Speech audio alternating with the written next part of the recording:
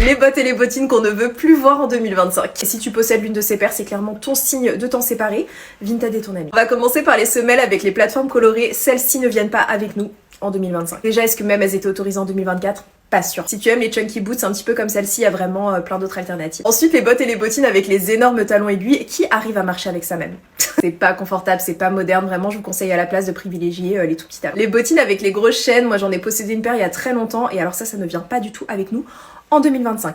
Les cuissardes chaussettes, vous savez, celles vraiment qui collent à la peau. Vraiment à la place privilégier des jolies cuissardes en cuir, c'est beaucoup plus stylé. Ça l'était il y a un moment. Ça l'est plus. Les bottes camel, les bottes plates, vous savez qu'on a sorti tout le temps d'ailleurs avec notre sac. J'ai eu un d'ailleurs. Mais ça c'est pareil, ça vient pas avec nous. Peut-être le meilleur pour la fin finalement, tout ce qui va être bottines avec du plexi, ça dégage. Si vous avez ce type de paire de chaussures et que vous les aimez, continuez à les porter, je vous donnais juste mon avis. Si vous voulez une petite vidéo sur les paires de bottines intemporelles, celles que vous allez pouvoir garder des années, n'hésitez pas à me demander, je vous filmerai ça. Bisous. Mouah. Les baskets qu'on ne veut plus voir en 2025. Bon, il s'agit bien évidemment de mon avis. Est-ce que j'ai vraiment besoin de le préciser? Je pense que oui. Si tu possèdes l'une de ces paires et que tu aimes l'une de ces paires et que tu veux continuer à porter l'une de ces paires, tu le fais bien évidemment. Et je vous laisse d'ailleurs me donner votre avis en commentaire. On va commencer par les Golden Goose. Je trouve que c'est une paire de baskets qui a fait son temps. Moi, j'en ai possédé plusieurs paires. Je les ai toutes vendues. Erwan en a encore une paire et je vous avouerai qu'à chaque fois qu'il la porte, on se pose la question de est-ce qu'il doit les garder ou les vendre. Elles ont eu leur hype, mais je trouve qu'elles sont plus vraiment dans l'air du temps. Deuxième paire pour moi, c'est la New Balance 550. Pour moi, c'est une paire de baskets qui est vue, revue, re-revue. J'en ai possédé 2-3 paires d'ailleurs, pareil que j'ai toutes vendues. Ça y est, pour moi c'est une paire de baskets qui a fait son temps également. Une autre paire de baskets pour moi c'est la paire de baskets chaussettes type Balenciaga et d'ailleurs toutes les inspirations qui ont été créées ensuite par les autres marques, ça ne vient pas avec nous en 2025.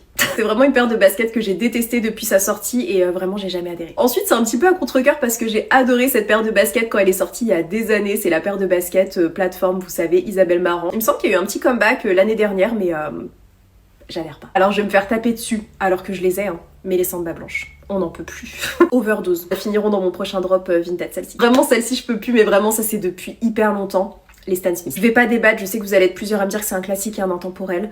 Non. Du moins pas en 2025. Et si vous voulez savoir quel type de basket je vous recommande pour 2025, celles qui vont être faciles à porter, pensez à vous abonner, je poste une vidéo cette semaine à ce sujet.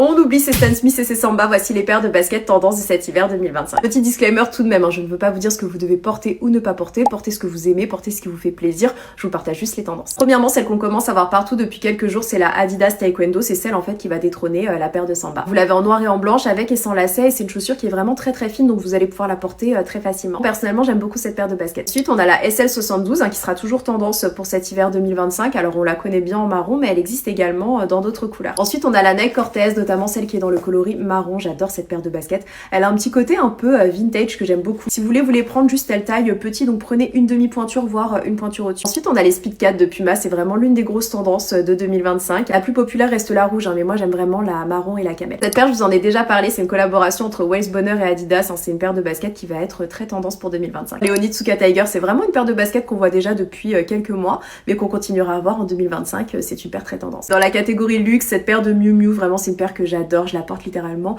avec tout, donc vous l'avez en camel, vous l'avez en marron foncé, vous l'avez en blanc, vous l'avez également en beige. Ils les ont sortis également en mule, moi je suis pas très fan, mais vraiment c'est une paire de baskets que je vous recommande, elles sont super confort, je les adore. Je vous laisse me donner votre avis en commentaire sur les tendances que je viens de vous citer, moi je vous fais plein de gros bisous. Les baskets qu'on ne veut plus voir en 2025 partie 2. Encore une fois, je précise mon avis, si tu possèdes l'une de ces paires, que tu aimes l'une de ces paires, que tu as envie de continuer à porter l'une de ces paires, tu le fais bien évidemment. Et si tu as loupé la partie 1, c'est quelques vidéos plus bas. Alors première paire, au même titre que la Stan, pour moi je sais que vous allez être nombreuses à me dire qu'il s'agit d'un intemporel, mais je suis pas du tout d'accord, la Veja. C'est vraiment une paire que je n'aime pas, que je n'ai d'ailleurs jamais aimée, c'est vraiment une paire basique, mais pas dans le bon sens du terme je trouve. Désolée, je sais que vous allez être nombreuses à me dire que vous n'êtes pas d'accord, mais je n'aime pas. En tout cas, si vous êtes à la recherche d'une paire de baskets blanches classiques, on va dire, pour moi, c'est pas sur celle-ci qu'il faut se diriger. En deux, on a les Dad Sneakers. Pareil, c'est une tendance à laquelle je n'ai jamais adhéré. Je trouve que ça fait vraiment un gros pied et que ça ne met pas du tout en valeur la silhouette. Et alors vraiment encore pire pour moi si on les porte avec un pantalon skinny, ça fait vraiment un gros contraste. Et alors pour finir, désolée, mais vraiment une paire de baskets que je déteste, les Air Force One. J'en ai eu une paire il y a vraiment très longtemps et pareil pour moi, je trouve que c'est pas du tout une paire de baskets qui va mettre en valeur la silhouette. Autant il y a un moment ça passait parce que c'était vraiment trendy, mais ça ne l'est absolument plus. Je vous laisse me dire en commentaire ce que vous en pensez, sachant que dans la partie 1 on avait déjà parlé des Stan Smith, des Samba blanches, des Golden Goose, des Isabelle Marant à plateforme et des baskets chaussettes. Gros bisous. Je viens vous faire économiser des centaines d'euros. Voici les pièces que je vous déconseille d'acheter, celles qui m'ont coûté un bras et un rein et qui se détériorent super rapidement. Et à l'inverse, pour vous montrer qu'on n'est pas toujours obligé de mettre le prix pour avoir de la bonne qualité, je vais vous montrer les achats les moins chers que j'ai effectués et qui sont de très bonne qualité et qui me durent dans le temps. On va commencer par ma paire de bottes Totem. Vous la trouverez sur leur site au prix de 1000 euros. Moi, je l'avais pas payé ce prix-là, je l'avais acheté en vente privée. Vous voyez, vous avez le petit logo Totem là, juste là, qui est présent également sur l'autre botte que je l'ai porté pour la première fois à New York. Il commençait déjà à se détacher. Je l'ai perdu dans les rues de New York sans pouvoir le récupérer. Je trouve que pour une paire de bottes à ce prix-là, c'est quand même... Ensuite, on a ce t-shirt de la marque Skirt. Donc ça, ce que je vous montre, c'est le dos. Un t-shirt à 300 euros quand même, que j'ai acheté il y a 2 ans. J'ai plusieurs tiges de la fleur dès la première fois qui se sont décollées. Donc obligé de recoller mon t-shirt à 300 euros avec de la glu. Mon pull Max Mara avec la date de naissance 1951. J'ai acheté à la base parce qu'il avait la date de naissance de mon père. Pourtant, je fais très attention à comment je lave mes vêtements, mais vous voyez, le noir a un petit peu dégorgé là. Maintenant, les 3 pièces dans lesquelles il est vraiment pas nécessaire de mettre beaucoup d'argent. On va commencer par le pantalon tailleur noir. J'en ai plusieurs, notamment celui-ci qui vient de chez H&M qui a seulement 35 euros. Je l'adore, je le mets tout le temps, je vous en parle tout le temps. Vous avez le lien en story à la une. La deuxième pièce, c'est vraiment le t-shirt blanc. S'il y a bien une pièce que je porte le plus, c'est vraiment celle-ci. S'il y en a bien un que je vous conseille d'acheter, c'est celui de chez COS. Il est à seulement 35 euros et honnêtement, il dure bien dans le temps. Pour finir, les chaussons, on est vraiment en plein dans la saison. Moi, j'ai plusieurs paires de Ugg vraiment que j'adore. Et j'ai cette paire de Isotoner depuis plusieurs mois maintenant. Honnêtement, je les porte tous les jours et elles font tout aussi bien le job. À votre tour, si vous avez des pièces pour lesquelles vous souhaitez nous désinfluencer, vraiment, n'hésitez pas à les lister en commentaire. On se partage tout ça. Bisous! Arrêtez d'acheter vos pulls chez Zara, la qualité y est déplorable. Si vous disposez de ce type de budget mais que vous recherchez des pulls de qualité supérieure, je vais vous partager toutes mes astuces. N'hésite pas à enregistrer la vidéo pour garder les tips et abonne-toi pour plus de contenu. Premièrement, il y a des marques de pulls que vous pouvez clairement privilégier pour avoir de très jolis pulls de très bonne qualité à des prix très intéressants. Pour les pulls classiques et intemporels qui sont de très bonne qualité, qui vont contenir par exemple de la laine et du cachemire, vous avez Uniqlo et Monoprix. Et pour les pulls plus tendance et de bonne qualité, vous pouvez aller voir chez COS et Arket. Donc ça, c'était pour les marques. Maintenant, il y a vraiment des petites astuces que j'utilise quotidiennement et qui me permettent de payer mes pulls moins cher. Première astuce sont les sites de vente privés. Il y en a un en particulier que je tue vraiment tous les jours. J'y vais tous les matins pour voir les ventes en cours, les ventes qui vont arriver. Je vous assure que c'est comme ça que j'ai fait mes meilleures affaires. Ce site, c'est The Braderie. Si je peux, je vais vous mettre les meilleurs achats que j'ai pu me faire sur cette application pour ce qui est des pulls et pas que d'ailleurs. Et si vous n'avez pas le temps, n'hésitez pas à me suivre dans le canal. Je vous partage dès que je vois quelque chose d'intéressant là-bas. Et d'ailleurs, vous avez mon code de parrainage qui est toujours actif. Je vous le mets quelque part ici. Une autre astuce qui est vraiment toute simple et qui fonctionne super bien, c'est d'acheter vos pulls plutôt l'été. C'est vraiment à ce moment-là que ce sera le moins cher sur les sites, mais également sur Vinted. Et la dernière petite astuce, c'est que avant de passer à l'achat sur internet, je cherche toujours un petit code promo sur Google. Généralement, je trouve, la seule condition souvent, c'est que ce soit la première commande, auquel cas ce que je fais, c'est que je crée une nouvelle adresse mail. J'espère que cette vidéo vous sera utile. N'hésitez pas à lister vos bons plans en commentaire si jamais vous en avez, histoire qu'on puisse se les partager. Mouah.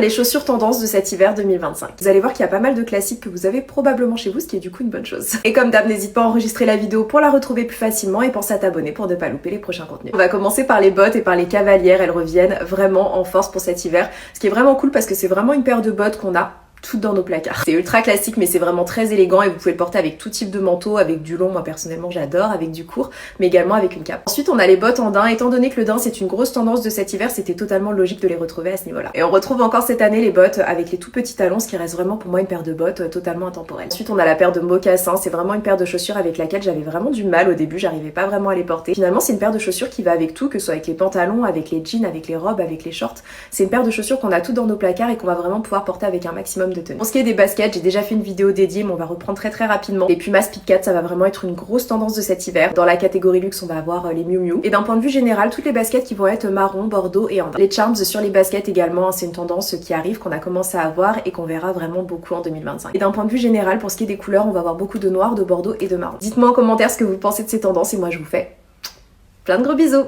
Arrête d'enfiler ton écharpe comme ça, je te partage une nouvelle méthode beaucoup plus stylée, surtout qui te tiendra bien plus chaud. Et je t'invite à enregistrer la vidéo pour reproduire la méthode et pense à t'abonner. Donc l'idée ça va être de plier l'écharpe dans le sens de la longueur une première fois, puis une deuxième, pour arriver à quelque chose de fin comme ça. Faites confiance au process, hein. Vous allez voir que c'est canon. On va venir placer du coup l'écharpe directement sur la tête pour faire un petit peu comme une chapka. On vient croiser et on vient passer le reste de l'écharpe du coup juste devant. Ok, pour l'instant ça donne ça, on va venir tout simplement croiser l'écharpe et venir passer ce bout là dans le trou pour venir le ramener par-dessus mon manteau. Et voilà comment se retrouver avec 2 pièces au lieu d'une, le tout assorti. Je vous laisse me dire en commentaire ce que vous en pensez. Abonnez-vous si ce n'est pas encore fait. Moi je vous fais plein de gros bisous. Je vous ai totalement menti et en plus je l'ai fait sans pression. J'ai l'interdiction formelle de me racheter un nouveau manteau. Je vous ai pas menti, j'ai commandé ce manteau avant l'autre, sauf qu'il a mis plus de temps à arriver. Quand je vous ai fait la promesse, il était déjà acheté. Bah oui, je suis malin. Par contre, pour le coup, ce sera vraiment mon dernier manteau. Je suis même pas sûre qu'il fasse l'unanimité, mais moi personnellement, j'adore. Il est un petit peu particulier, vous allez voir. C'est une collaboration entre Anouk, Yves et Malina, mais je l'avais même pas repéré sur Anouk. Moi, je l'avais repéré sur Claire Rose. Pourtant, je les suis toutes les deux. Elle a vraiment créé un manteau incroyable, j'adore. Ça va peut-être pas forcément faire l'unanimité, mais moi vraiment j'adore ce style de manteau un petit peu particulier comme ça. On va se dépêcher parce qu'il commence à faire nuit, je suis ultra fan, il est tellement chic, tellement élégant, super original, il tient super chaud, il y a de la laine et du cachemire. Je suis trop fan. Franchement, si je croise quelqu'un avec le même manteau que moi à Nantes, je serais très surprise. Il est trop beau, c'est pas forcément la tenue, c'est pas forcément le type de couleur avec lequel je porterais. Peut-être plus un petit peu comme Claire Rose l'a fait, mais il y a plein de déclinaisons possibles hein, forcément. Mais j'adore. Trop beau. J'espère que vous avez aimé parce que c'est le dernier shopping de manteau que vous allez voir sur ce compte. Moi.